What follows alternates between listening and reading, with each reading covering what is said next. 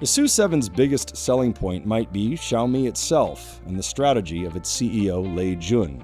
Its human times car times home strategy seeks to connect users to devices wherever they are: phones, appliances, and now cars. A Chinese smartphone brand has just built 500,000 electric cars in the time many legacy automakers spend arguing over a new bumper. Not in a decade and not in 5 years, but in only 602 days from its first model going on sale. That brand is China's Xiaomi, and this record is a giant clue about who will be winning and who will be scrambling in the EV world by 2026. So is Xiaomi's 500,000 car sprint a publicity stunt, or the moment a new heavyweight joins Tesla and BYD at the top table? To answer that, we need to see how Xiaomi scaled so fast, what could still go wrong, and what this pace really signals for the next 2 years. Spoiler, it is less about one car and more about how the whole idea of what a car is being rewritten. For most of the last decade, Xiaomi was known as the value phone company that also sold TVs, wearables, and smart home gadgets. It climbed into the global top tier of smartphone makers by offering high specs at sharp prices and tying everything into one ecosystem. Instead of just selling devices, Xiaomi sold a connected life. In March 2021, founder Lei Jun raised the stakes and announced that Xiaomi would invest billions of dollars into electric vehicles. The goal was bold: to become a top-tier global automaker in about 10 years, not a whole generation. Later that year, Xiaomi signed a deal with Beijing's Yizhuang district to build an EV factory designed for roughly 300,000 vehicles a year, split into two 150,000-unit phases. The first phase of the factory came online in 2023, setting the stage for Xiaomi's debut car. On March 28, 2024, the SU7 sedan officially launched, and a phone brand suddenly became a direct rival to Tesla, BYD, and long-established automakers. This was not a concept car, it went straight into mass production. The SU7 ran Xiaomi's new HyperOS software, the same platform linking Xiaomi phones, tablets, and smart home devices.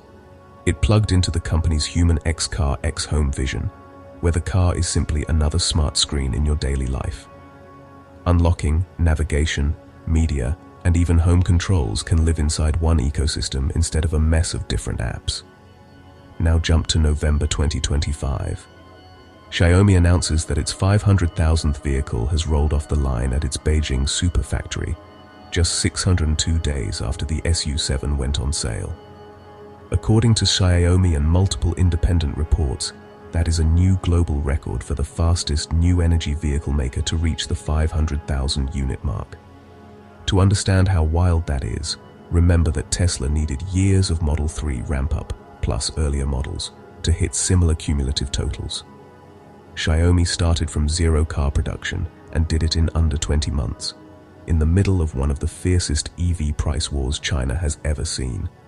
This is not "we could build this many." It is "we already did." And the cars are actually reaching drivers. By late 2025, Xiaomi expects to deliver more than 400,000 vehicles for the year, after raising its 2025 target from 300,000 to 350,000 as orders surged.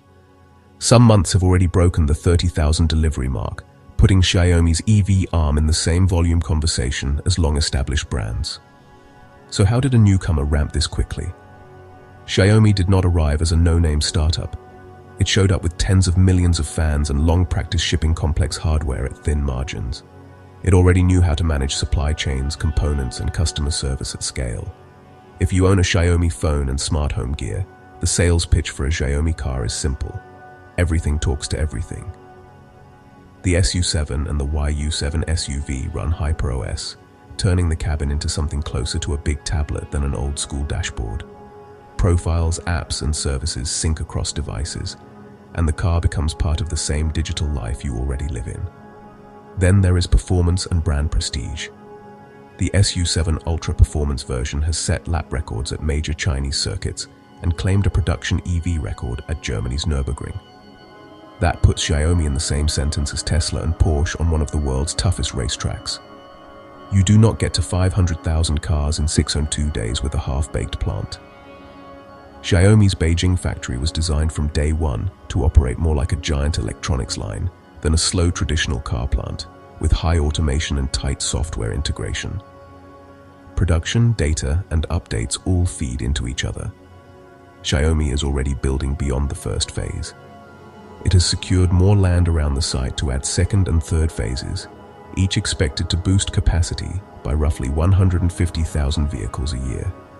Local authorities have approved these expansions even as they warn other EV makers about overbuilding capacity and exports. Demand explains why. The YU7 crossover, Xiaomi's second model, attracted around 240,000 orders within the first 18 hours of launch. Some customers have been told to expect waits measured in dozens of weeks, and complaint platforms filled with posts about long delays and non-refundable deposits. From one angle, that is a good problem, because people clearly want the product. From another, it is a stress test. In 2026, Xiaomi has to close the gap between hype and delivery, or risk turning excitement into backlash. Scale is impressive, but reliability and honesty will decide who stays loyal. Here is where speed meets reality. Cars are not smartphones. When something goes wrong at highway speed, you are dealing with safety regulators, not app reviews. Fast iteration still has to live inside strict safety rules. In early 2025, China's market regulator announced that just over 30,000 SU7s needed a software fix because of a timing issue in the intelligent parking system. The bug could increase the risk of low-speed bumps, so Xiaomi pushed an over-the-air update to repair it.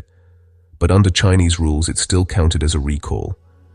That showed both the power and the limits of software-first cars. You can patch them quickly, but you're doing it under serious scrutiny.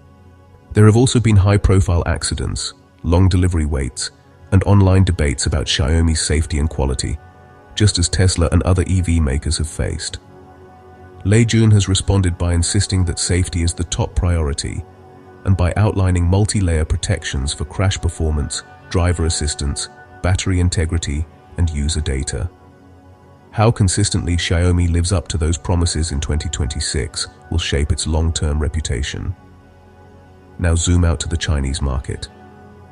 BYD has overtaken Tesla as the world's biggest new energy vehicle seller and is pushing hard into overseas markets. Tesla, meanwhile, is cutting prices and updating models in China to defend its position against a wave of local competitors. On top of that, dozens of Chinese brands are fighting in what analysts routinely describe as a brutal price war. Margins are thin, discounts are frequent, and some companies are already struggling to survive. Into that storm steps Xiaomi with a 500,000 car milestone and a growth curve still pointing up. Analysts now forecast that Xiaomi could ship on the order of 780,000 EVs in 2026 and potentially surpass Tesla's annual sales in China. If that happens, a company that started in phones will have become one of the country's most important automakers in just a few years. The rivalry map would shift from Tesla versus BYD to Tesla, BYD, and a tech-native platform player.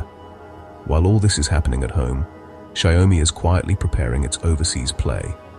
In 2025, it opened its first EV research and design center in Munich, Germany, its first such facility outside China, and a bold move into Europe's automotive heartland. Company leaders say they aim to start selling EVs in Europe in 2027.